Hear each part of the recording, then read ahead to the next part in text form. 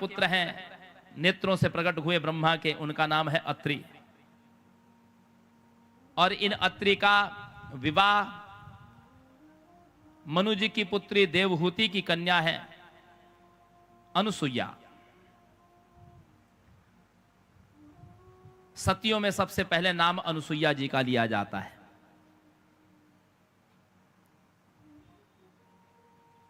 पद्मकल्प में तो कथा है कि ब्रह्मा विष्णु शिव ये तीनों अपनी अपनी देवियों के द्वारा प्रेरित किए गए और अनुसुईया के सतीत्व की परीक्षा लेने के लिए आए। अनुसुईया जी जब भिक्षा लेकर के आई इन याचकों के लिए, तो अपने वेश को छुपाए हुए इन ब्रह्मा त्रिदेवों ने कहा कि जब तक तुम अपने मर्मस्थान को खुला करके न लाओगी तब तक हम भिक्षा नहीं लेंगे। और अनुसुईया जी ने अपने पातिव्रत के तपोबल से इन तीनों को छोटा छोटा शिशु बना दिया, पालने में झुलाया, अपना दूध पिलाया। जब त्रिदेवियों ने क्षमा याचना की तो इन तीनों देवताओं को उनका वास्तविक रूप प्रदान किया। प्रसन्न होकर के त्रिदेवों ने जब वर मांगने के लिए कहा तो इन्होंने इन तीनों को ही पुत्र रूप में मांगा।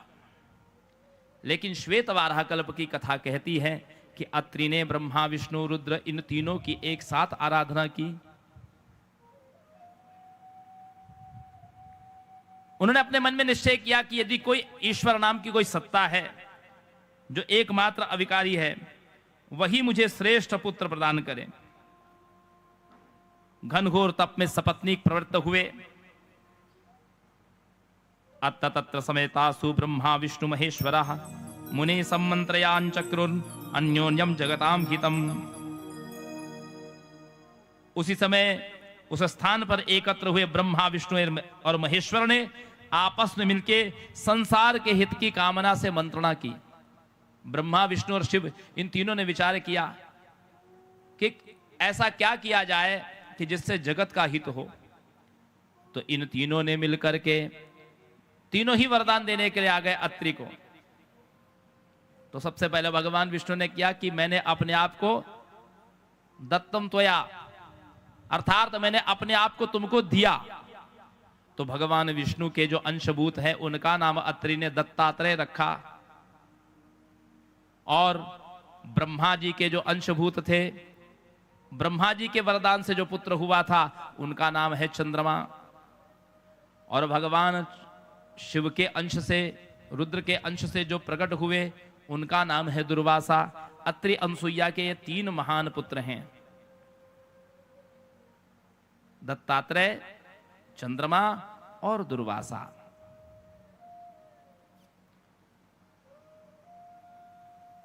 सत्युग में प्रकट हुए और इनकी लीलाएं त्रेता से लेकर के द्वापर पर्यंत तक खूब चली हैं। महर्षि दुर्वासा का जो स्वभाव है, क्षणे रुष्टा क्षणे तुष्टा, रुष्टा तुष्टा क्षणे क्षणे, बहुत जल्दी किसी पर रीझ भी जाते हैं और बहुत जल्दी कुपित भी हो जाते हैं। जिसका चित्त जितना निर्बल होगा ना सज्जनों माताओं, उसका स्वभाव भी वैसा होगा। वो गुस्से में भी जल्दी आएगा और मान भी बहुत जल्दी जाएगा।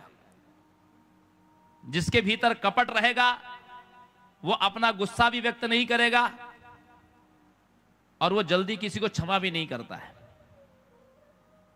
ये प्रायः स्वभाव कह रहा हूं मैं। जिसका चित्त निर्मल रहेगा, जिसके मन में किसी के प्रति द्वेष भाव वैर भाव नहीं है, वो व्यक्ति गुस्सा भी जल्दी होता है, नाराज भी जल्दी होता है और उसको मनाना भी बहुत आसान होता है।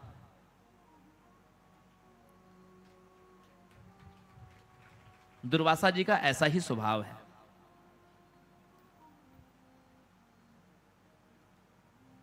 देने पर आते हैं तो शिव जी के अंशभूत हैं, देने पर आते हैं तो द्रौपदी को, इन्होंने कुंती को अमोघ मंत्र दे दिया कि तू जिस देवता का आवाहन करेगी वो देवता प्रसन्न होकर तुझे वरदान दे देंगे।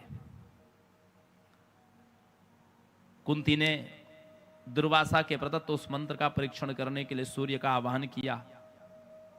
जब सूर्य को पता चला कि कुंती ने केवल बाल स्वभाववश मंत्र का परीक्षण करने के लिए तो सूर्य नारायण को दुर्वासा जी पर और कुंती पर, दोनों पर क्रोध आया कि इसने अयोग्य पात्र को इन्होंने मंत्र दे दिया और इसने बिना सोचे विचारे जो जगत का नियमन करने वाले हैं ऐसे सूर्य को अपने केवल सामान्य क्रीड़ा के लिए इन्होंने प्रकट कर दिया। उसका दंड देने के लिए कुंती अभी अविवाहित थी, किशोरी थी, उस समय उनको पुत्रवती होने का वरदान देकर के चले गए। वस्तुतः यह कुंती के लिए यह वरदान भी श्राप ही हुआ।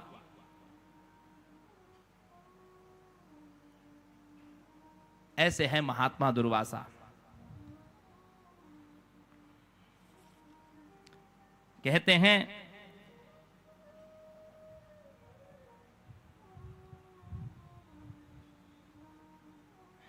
सूर्यवंश समुत्पन्नो यो अम्बरीशो नृपो भवत् तत परीक्षाम अकार्षीत सताम शृणु तुम मुनीश्वरः।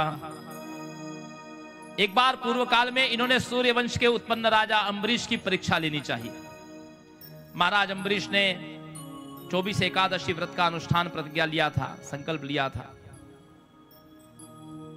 24वीं एकादशी का पारणा कार्य करने के लिए जब इनको दुर्वासा मुनि का दर्शन हुआ तो उनको निमंत्रण दिया। नियमानुसार द्वादशी को ही पारणा होना चाहिए। जैसे कल एकादशी थी, फिर द्वादशी लग गई और आज सुबह थोड़े समय तक ही, उसके बाद त्रयोदशी। ऐसी स्थिति में द्वादशी में पारणा कार्य बताया गया है। लेकिन पारणा कार्य किसके लिए बोला गया? मुझे कई बार फोन आते हैं लोगों के, लोग पूछते हैं कि एकादशी है, द्वादशी कितने बजे लग रही है, पारणा कब करना है? तो मैं उनसे पहले पूछता हूं, ये बताओ आपने आज क्या क्या खाया है? तो बोले कुछ नहीं, चाय पिया है, दूध पिया है, जूस पिया है, थोड़ा फ्रूट लिया है। तो आपके लिए पारणा नहीं है, आपके लिए केवल हाथ में जल लेकर के संकल्प छोड़ना है कि हाँ, हमने एकादशी का जो फलाहार से युक्त व्रत किया है वो आपको समर्पित कर रहे हैं। पारणा कार्य उसके लिए होता है जो व्यक्ति निर्जला रहता है।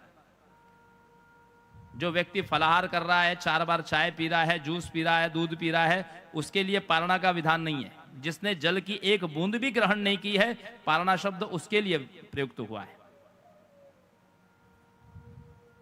राजा अम्बरीश ने तो एक बूंद की जल नहीं ली थी और इधर द्वादशी बीतने वाली है, त्रयोदशी आरंभ होने वाली है। 24 एकादशी का व्रत फल कहीं नष्ट न हो जाए, इसलिए उन्होंने विचार किया कि जल पी लेना, जल का आचमन कर लेना पारणा कार्य करने के समान भी है और नहीं भी है। इस हेतु से उन्होंने जल पी रहे थे, महर्षि दुर्वासा ने आकर के देख लिया।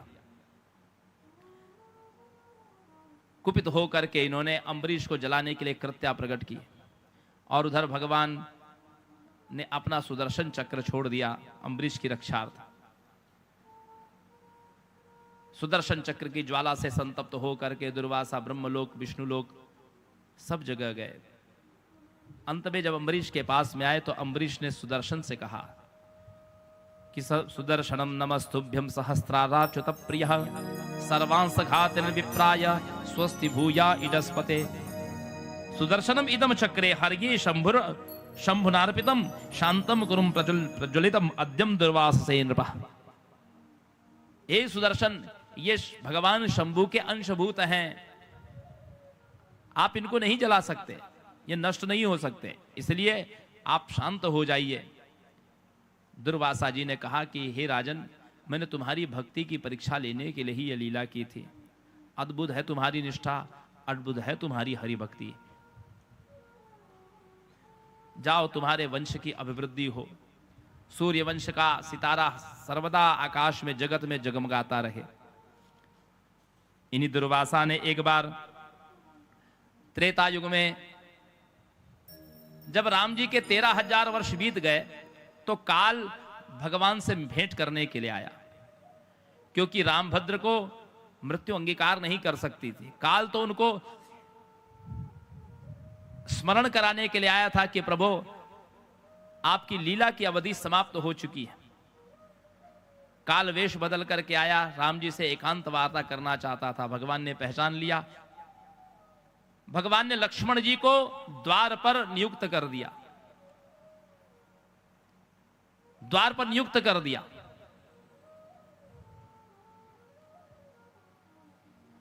कि जब तक मैं इनसे बात करूं तब तक कोई भीतर ना आए।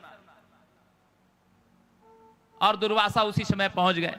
लक्ष्मण जी रोकते भी रहे कि नहीं, महाराज की आज्ञा है कि कोई भीतर, जब तक वो एकांत वार्ता कर रहे हैं तब तक कोई भीतर न जाए। लेकिन दुर्वासा जी ने लक्ष्मण की एक न सुनी।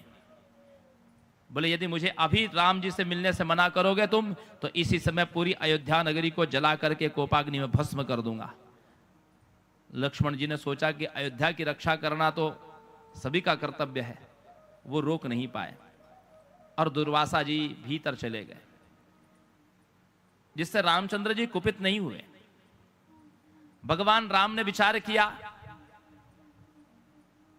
ये काल उन महाकाल का ही अंश है और दुर्वासा भी उन महाकाल के ही अंश है, महादेव के ही स्वरूप है। इनसे जगत का कौन सा व्यवहार छुपा हो सकता है? क्या मेरी लीलाएं, क्या मेरा स्वरूप, क्या मेरे आने की अवधि, क्या मेरे जाने की अवधि, इन महात्मा दुर्वासा से कुछ भी छिपा नहीं है। इनसे पर्दा कैसा?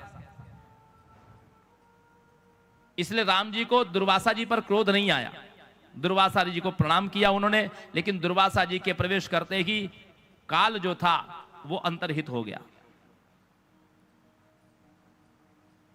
राम जी को वो पूरा संदेश नहीं सुना सका, इसलिए काल को आया हुआ जान करके राम जी ने स्वयं ही भगवान ने सरयू में जल समाधि ले ली। लेकिन उसके पूर्व उन्होंने लक्ष्मण जी का परित्याग कर दिया।